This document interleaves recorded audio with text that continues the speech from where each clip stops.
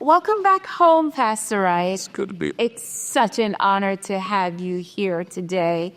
We are delighted just to have you share with us your unique involvement during the segregation era. So, Pastor, tell us the story. Tell us about segregation. Tell us about the Black History Movement. I'm going to begin, Donna, by giving a little bit of my background. I grew up in kind of a Mayberry situation, a little small town in southwestern Ohio. My neighbors were my family.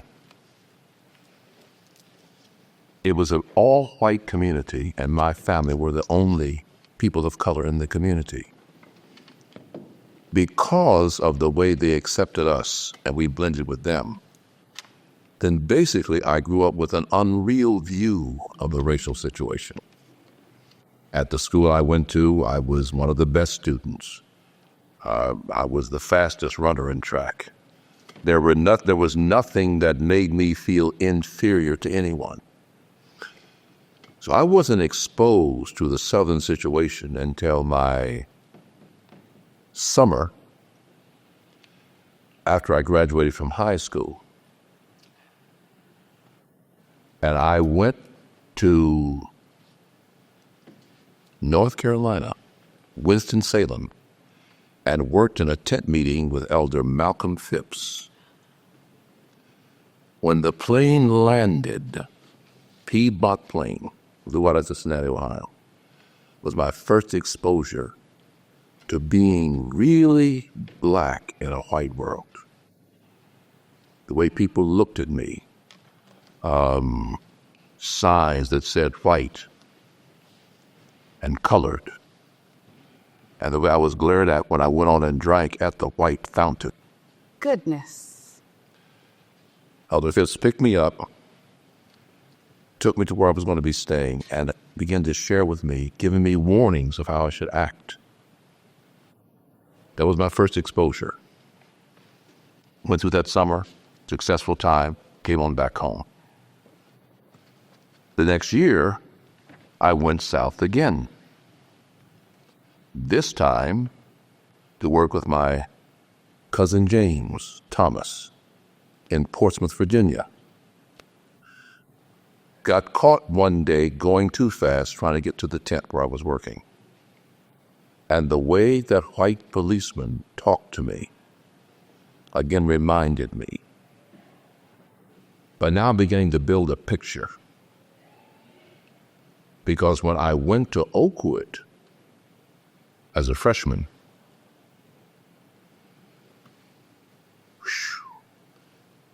the Greyhound bus took us to Nashville. Greyhound would not go to Huntsville because Greyhound did not believe in making black people sit in the back. So we had to leave the Greyhound station and go to the Trailway station, where the driver informed us as we got on the bus where we should sit. Have mercy. Now I'm sitting there seeming as a young black boy from Ohio with the temperament that I have. We know. And I'm saying to myself, I'm not liking this. We get off the bus in Huntsville. I'm a freshman. I'm beginning to hear about people like Martin Luther King and things like this. The movement was just getting going. This is now the fall of 1960. King was beginning to become more of a notable person. So they wanted to have a race or rally or drive there at the State College, Alabama A&M. The governor wouldn't let it happen because it was state property. So the movement appealed to Oakwood College. We were a parochial school, separation of church and state. Would you host it? Paul Monk was the president of the student body, and by then I'd been elected president of the freshman class. And we went to our president, college president, asked him, he was hesitant, because Oakwood was known to stay in its place in those years. And lo and behold, the president of the college said yes. I'll never forget that night. Amen. King, Y.T. Walker, Jesse Jackson, all of those luminaries in the Oakwood College gym. And I sang with the Aeolians. We sang that night. And I heard for the first time the Dr. Martin Luther King. And a fire was set in my soul. After that event, there began to be some movement on our campus amongst faculty and students to be to make some changes, to do some things. Unfortunately, my first exposure to challenging racism in Huntsville, Alabama, was with the white Seventh-day Adventist Church. Have mercy. We went there because the Southern University was having a concert, the choir. So we went to hear our fellow young Adventists sing. And were met at the door by a deacon telling us we could not go in. And that if we did go in, they wouldn't start the concert until we left. I didn't say much. I was stunned. So you're saying that you were experiencing racism within our own Seventh-day Adventist Church. And an issue, Donna, if I had not been a dyed-in-the-wool, Bible-taught Seventh-day Adventist, growing up around Seventh-day Adventists, grandparents and uncles and aunts and parents, it probably would have shaken me, but there's nothing that can shake me from this church because I understand the church to be what it is, a hospital. All of us in different degrees of wellness. And so though that night disturbed me, I said, my goodness, this is really something. Some of the faculty from Oakwood went down to the church, returned away the same way. So some of my early experiences in the South with the movement and racism were in the church. But I've heard King now that this fire has been set. And over the next 4 years, I was freshman class president, then I was on the student council, then I was vice president for social activities. I was student body president in my senior year. In the meantime, you've had the March on Washington, and then the assassination of JFK. This is in the fall of '63.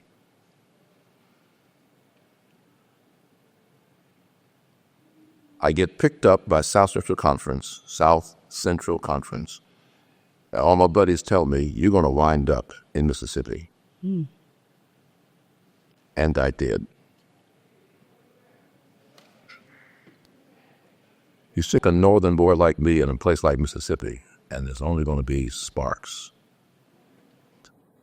The first mistake I made, I didn't consider it was a mistake. I refused to go in the back door of the hospital to visit my members.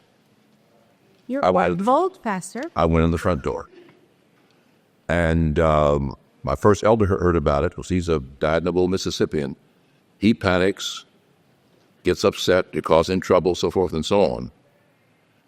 And I have no intention of backing down and backing away from the experience that I was having.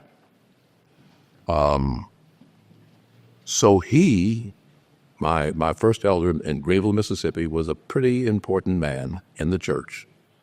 He contacts the union president of Southern Union. I'm going to call the man's name, but he was of German descent. He comes all the way to the little church I'm pastoring in Greenville to put me in my place. Dear God. But my conference president was C.E. Dudley, a man of great courage, and he stood up for his young pastor. This resistance to the rules stayed with me. I wouldn't go to colored drinking fountains. I wouldn't do any of that. I wasn't going to do that. And when they later moved me to Jackson, Mississippi, I made sure that my now precious pregnant wife would be delivered in a hospital where they did not make the colored pregnant women be in a certain ward. And so I went to the Catholic hospital, St. Dominic. That's where Hank was born. But even in Jackson, when I would visit the Baptist hospital, colored pastors went in the back door. No, sir.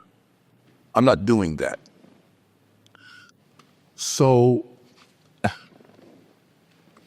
I developed a quiet resistance. In the meantime, going back now to when I was still starting my ministry, I had the chance to march with Martin Luther King, James Meredith, Jesse Jackson, Stokely Carmichael, in the Meredith March. I was in that march. I tried to find the pictures. The news camera caught us marching in the front of the line. Me, Pastor Joseph, Pastor Winborn, all of us marching in the front of the line. But I can't find it. We would love to have those. Yeah, I can't find it. I looked and looked and looked. I wanted to show that off today. Couldn't find it. So by then I was involved, but kept from time to time being confronted with the racism in our church. And I'll tell you very frankly, now as a retired Adventist pastor, if there is a struggle I have, is that this church has never been willing to lead. See, it's all right to say to young black people that our focus is on the mission of the church. Well, what does that mean? The mission of the church does not include social justice? Help me with that. So I feel like sometimes our brethren have hid beneath the veil of the gospel while excluding key principles of the gospel. When certain things happen, you never hear any statement coming from us. Now, I don't want to be rough on us. You don't hear it necessarily coming from the Catholic Church or the Baptist Church either, particularly Southern Baptist, Lord have mercy. But it seems to me that the church, whose mission is to prepare the world for the soon coming of its Creator, would be a bit more intentioned, not in getting political, but in making statements of Christian principle at certain key times. Pastor, you talk about the church. Did you see God's intervention? How did you see God's hands during this period? Well, certainly we've seen progress in the church. For instance, when I first went to Mississippi, there was an academy there called Bass Memorial Academy. This is 1965. Well, they still had on their organizational charter, no black students. A Seventh-day Adventist Academy. A Seventh-day Adventist Academy. Well, that has changed. When we and my brother first applied to go to Mount Vernon Academy in Ohio, my parents received a letter saying that no black student had ever graduated from Mount Vernon. This is Ohio. But that has changed. And I could go on and on. Yeah. So there's been changes throughout. Robert Worley, in his book, A Gathering of Strangers, makes a very interesting statement, Donna. He says, the church has always been and will always be a reflection of the society out of which it gets its members. So, yeah, we would be naive to think we don't have racists in our church. Truth. The gospel does not necessarily take the taste of liquor out of a newly baptized Adventist who drank liquor, or tobacco off the taste of tobacco on the tongue from a newly baptized member, and they struggle. So there are people in the church who struggle. Yeah. I'll be very frank. We have MAGAs in the church. Okay? But that doesn't mean the church ever gives over, sanctions. We stand for the gospel. John the 17th chapter, Father, I want them to be one, even as you and I are one. And then he makes the key statement in chapter 20 and verse 21, John 17, and then goes back and says it again in verse 23, that the world may know that you have loved them and sent me. So the lack of racial tensions, racial practices, racial attitudes in the Adventist church are to be proof when people come to our church. There's something different going on here. Mercy. I'm going to take you back, Pastor, to the South for just a bit. Mississippi, where you lived, places where you lived with your family. Were you or any of your family members harassed or arrested? The Lord put that question in your heads. So I had it in my notes. In May of 1970, there was a anti-racism demonstration on the campus of Jackson State. The governor sent highway patrolmen to that campus, and those highway patrolmen shot into the girls' dorm. You can Google this. The event is there. At that time, I had charge of the welfare van owned by the South Central Conference. It had a big red light on top, and we did stuff when people had various crises. We would go and give service. It happened to be in my care at that time in Jackson. So they asked us to lead the march that took place in Jackson. That's when I first met Reverend Abernathy. Jesse Jackson, again, he would sit in that van right behind me. By then, Martin Luther King had been killed for a year. He was dead. He was killed in 1969. We led that march. That night, a phone call came to my home, threatening me, my wife, and my precious little son. Mercy, my God. It's so hard to talk about it. Yes. Can you imagine? And Dr. Joseph, who passed just last year, who was one of my mentors, lived right up the street. And he told me, he said, look, don't worry about it. You're going to be fine. But I was nervous. Never got another call. Nothing ever happened. But that was a moment of reality. The fact that they knew my name and knew my number. Pastor Wright, you are a living, walking Black history. You're sharing information with us today that is not in the textbook, that we've never heard about.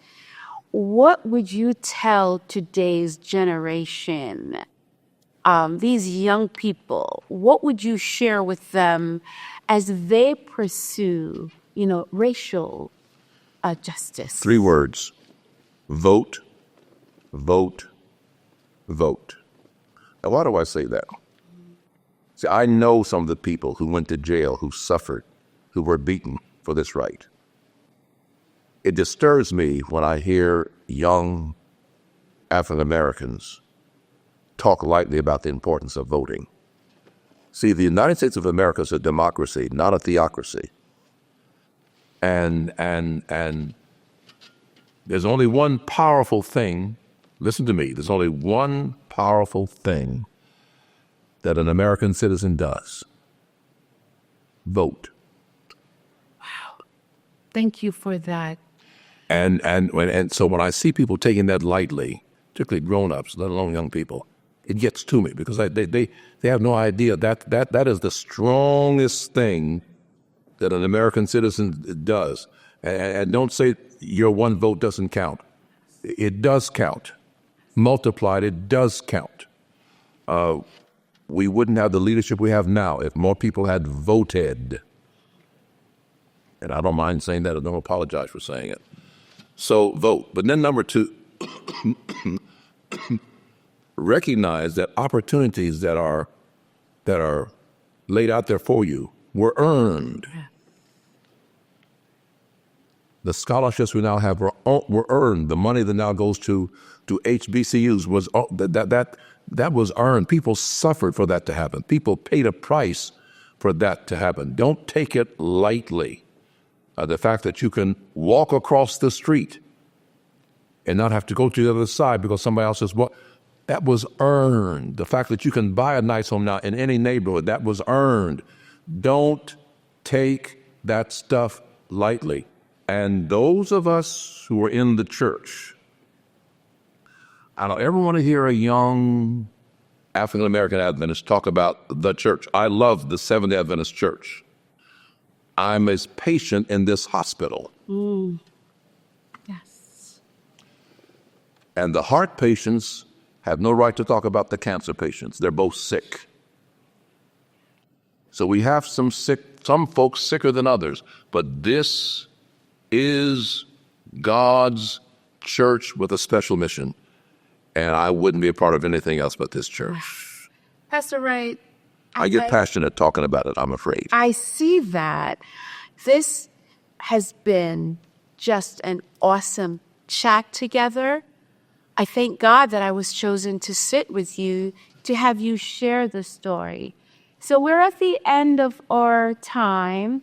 Is there anything else that you haven't covered that you'd like to share with us as we conclude the session? Maybe I would just say that I see growth in my nation. I see growth in my church. So it keeps me positive. It's my nature to speak straight and strong, but it is not a reflection of a lack of love. I love being an American. I love being a Seventh-day Adventist. Yes, racism will be with us till Jesus comes the second time. Let me just say that. It's unfortunate. But I've seen too many hearts change. I've seen people that I thought wouldn't change. And because the Lord has allowed me to work in every level of this church, I've seen change. But here's the caution. We as black people, either Americans or Seventh-day Adventists, have to be cautious about developing separatist attitudes ourselves. See, there's a lot of black prejudice. And I think we excuse ourselves sometimes because of what they did to us. Sin is sin is sin is sin. So true. And God is not favoring Race. race or racism Yes. in any part of our society. We're taught to love. Yeah.